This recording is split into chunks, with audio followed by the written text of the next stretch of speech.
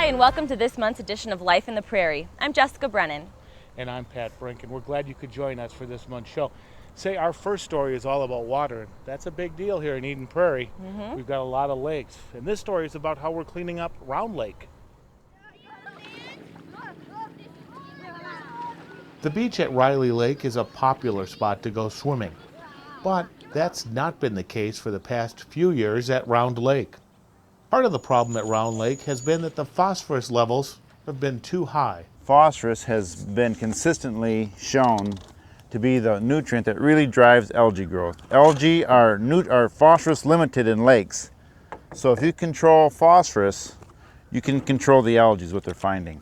Since May, Blue Water Science has been monitoring and working to control the level of phosphorus that goes into Round Lake. To do that, the companies put bags of barley straw into the storm water ponds that drain into the lake. Barley straw is so low in phosphorus, they're not getting their phosphorus needs. The bacteria are taking the phosphorus out of the water. And they can outcompete the algae for the phosphorus. So the bacteria are lowering the overall phosphorus concentration in ponds and lakes, and thereby controlling the algae. We'll take these bags out at the end of the season.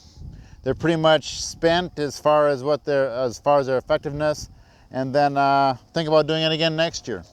The high level of phosphorus in the storm ponds didn't surprise the researchers, but the abundance of fathead minnows that stir up phosphorus from the bottom of the ponds did. So it might overwhelm the effects of our barley straw. We've got barley straw taking out phosphorus, and we got those fathead minnows putting phosphorus back in. So we might have to do some fathead minnow management. So as the summer wound down, the prognosis for swimming in Round Lake in 2007 looked up. The lake has been in very good shape right through July. It's dipped a bit here in August, which is typical, but it is still not too bad. Based on what we're finding this year, and even looking back a year or so, but this year for sure, conditions are, all indicators are that it could be open for swimming and it would be safe.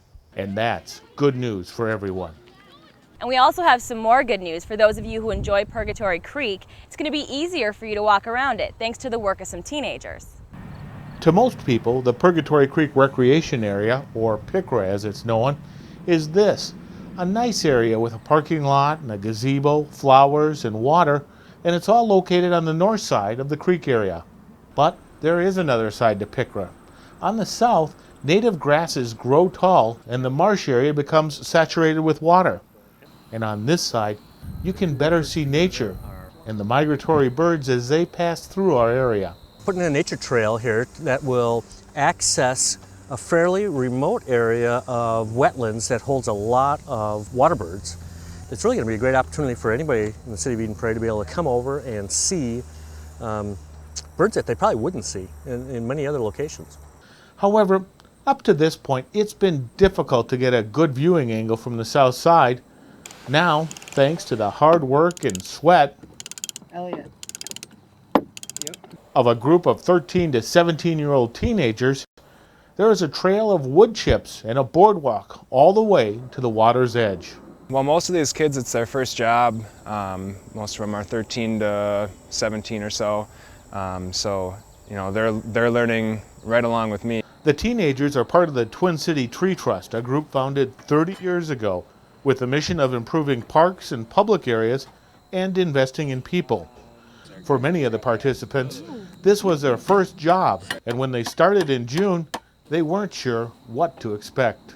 We had a skinny trail running through here, and I thought we were just gonna put wood chips on that one person wide trail. I didn't know we would be weed whipping it this wide and putting all these just layer after layer of wood chips all over this. So I thought it was gonna be pretty easy at first, but by the end of the summer, they knew they'd accomplished a great deal. The only thing that's been a problem out here is no shade and no clouds. And a lot of hot weather. They've been suffering, Well, my mom and dad came to see it at open house night, and they were talking about how proud they were and how it must have been hard working all the time in the hot sun, but when you step back after it's all done, it's just worth it. The City of Eden Prairie has worked with the Tree Trust program for many years The group has done very good work and has constructed staircases at Richard T. Anderson Conservation Area, worked on local playgrounds to install edgers and fill in wood chips, and they've even planted flowers on the north side of the Purgatory Creek Recreation Area. Coming up when Life in the Prairie returns, Jessica Brennan will take an in-depth look at the election coming up and some new equipment that will be used when voting. And later on, we'll take you to the Centennial Hennepin County Fair, where Eden Prairie kids were showing off their livestock. Often funny, sometimes heartbreaking, but always full of life. Quietly devastating, intimate and disarming, and lovely. I felt better about life, happier and more decent after I read it. It is a rare book indeed that can transport us completely into a place where we've never been. Population 45 is one of those rare and wonderful books. Visit the Eden Prairie Reads website at epreads.org. Welcome back to the show. This segment is all about the elections that are coming up, both the primary election and the general election. Official ballot. You are voting ballot style. With voice prompts, touch screen, and keypad, nothing about this voting experience is traditional, except the ballots. The voter uses the same ballot as everyone else. The ballot goes into the machine, it's scanned in, and the voter then makes their selection by touching the screen or using the keypads. The machine is the AutoMark, a new voter assistance device that will give some people the chance to vote at the polls for the first time. This is the new voting technology that's been made available to assist voters to vote privately and independently in the polling place on Election Day. This new technology allows visually impaired voters to use the audio option and make their selections by listening to the voice prompts and using the Braille keypad. There are 3 choices. Use the down arrow key to hear the name of each candidate or choice listed. Voters who have trouble seeing small print can use the touchscreen option and enlarge the text. They can also select high contrast to make the print easier to read. If someone is paralyzed or otherwise unable to use their limbs, there is a port for a sip and puff device to mark the ballot. Up until now, a voter who has had these limitations and has not been able to come to vote on Election Day, they can vote through our absentee voting process, and they vote at home by mail. And they have someone assist them at home. So it's not a completely private ballot. Someone has assisted them by marking the ballot for them. The machine also allows voters to change their vote before printing their ballot. At this point, you have the option to just touch that office and it brings you right back to that screen. And at that point, you can change your mind and make a different selection. After reviewing their choices, the AutoMark prints the ballot, and then the voter takes the ballot and puts it into the tabulator to be counted. It has marked the ballot. Someone in a booth would have marked it with a pen. This machine has marked all the places that I chose. The City of Eden Prairie will have an AutoMark in each of its 19 precincts as part of the Help America Vote Act. The Help America Vote Act from 2002 requires that every precinct in the United States have assisted voting equipment. The AutoMark is available now at the City Center for absentee voting and will be used in the upcoming elections. Starting September at the primary, at September 12th, there'll be a machine in every precinct, as well as on November 7th, the general election, and then going forward. Since the voting technology is so new, it may take a while for people to get used to it. It's probably frightening at first because it is so new, although people who have used this kind of a machine are probably much more accustomed to it. And once you get going, it's very easy to do.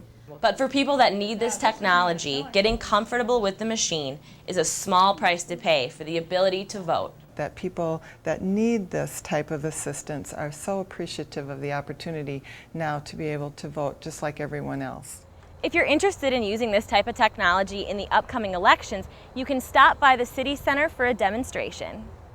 The primary election is September 12th, with the polls opening at 7 a.m. and closing at 8 p.m. The general election is November 7th, with the polls opening up again at 7 a.m. and then closing at 8 p.m. Voter registration applications can be picked up at the City Center or downloaded from www.edenprairie.org. The City of Eden Prairie website also offers more election information by clicking on Elections on the right-hand side of the homepage. There you can find information on absentee voting, Eden Prairie polling places, and an election calendar with a list of important dates to remember. There is also a link to the polling place finder where you can type in your address and find out where you should vote on Election Day. When we return, we'll find out about an Eden Prairie 4-H chapter and why they were excited about the Hennepin County Fair. And we'll also take you to the Flying Cloud Airport, where a new breed of jets that could be the wave of the future were recently on display.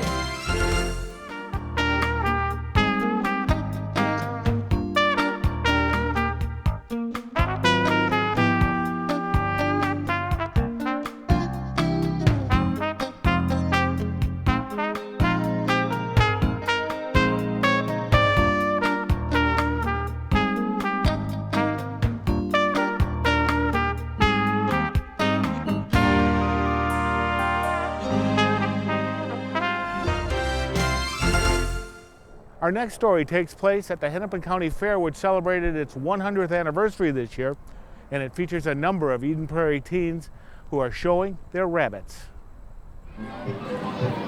The County Fair, it's a tradition across the country and across the state. Having some relaxed fun is obviously a major draw for people that attend the fairs.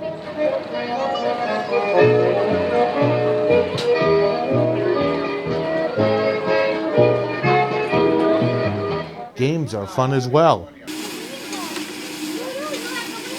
Oh, 75. And of course, food is always a draw. $3. And then there are those things that just couldn't happen anywhere else. Norbert the bull. Well, I was walking around the fair and I got tired of walking, so I just seen this John Deere sitting there and I jumped right on it and here I went. Well, all these activities are fun. The real purpose of a county fair has to do with agriculture and education.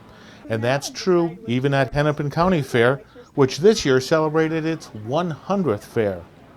One reason that County Fair is such a tradition is thanks to 4-H, which, by the way, stands for Head, Hands, Heart, and Health. But we've always spent a lot of time trying to help sort of dispel the myth that 4-H is just for farm kids. It's really for any young person who wants to have a good leadership experience. I mean, they learn a ton of life skills.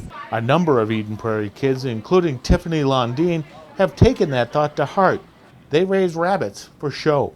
My mom wanted us to do something and I said, I want to have a bunny. And she said, no, not yet. So then we went to the bunny club and it was just amazing how they walked their bunnies on leashes. So I'm like, Mom, I have to have one. So then she gave me one for my birthday.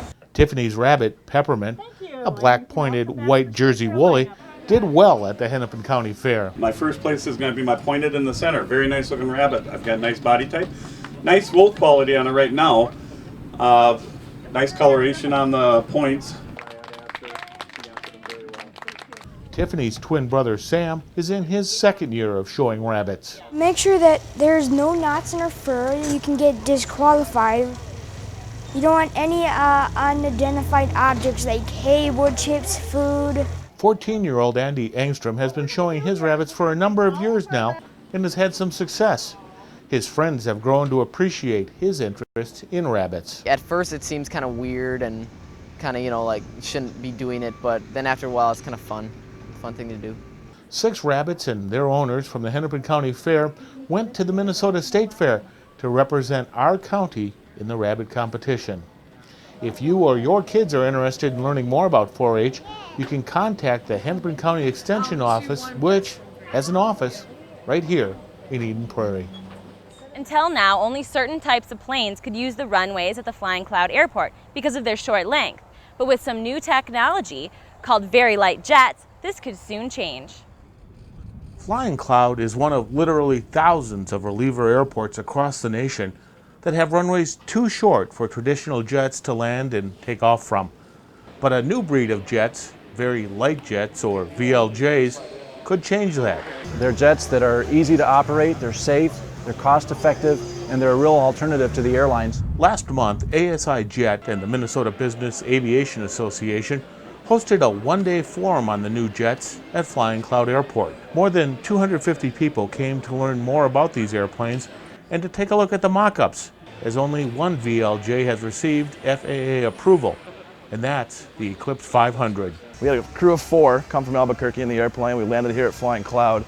One of the cool things about the airplane is the availability to get it in and out of over 10,000 airports in the United States. The Eclipse jet was able to land on Flying Cloud's 3,900-foot runway because VLJs need only about 2,500 feet to land or take off.